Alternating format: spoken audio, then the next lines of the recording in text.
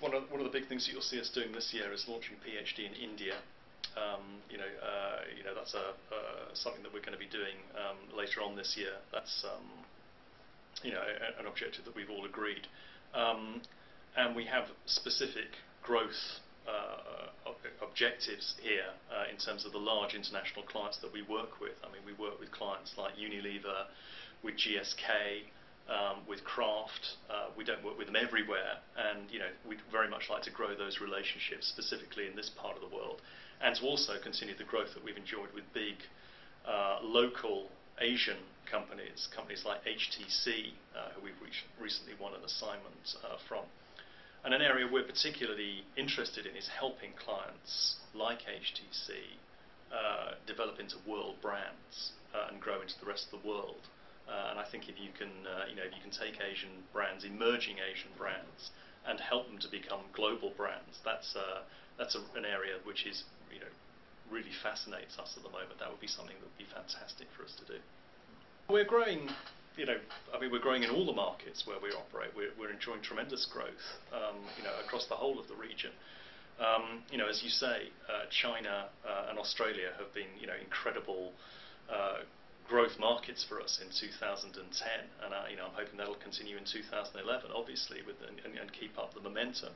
I think, in terms of having uniform growth across the region, I don't think there's any network across Asia Pacific that has uniform size in every single market. But our key objective is to develop the regional relationships with our major clients, and that will help us to become strong in all the markets across the region. So we're stronger in we're more strong in more markets than we're weak in any particular market. So I think that process will continue as time goes by.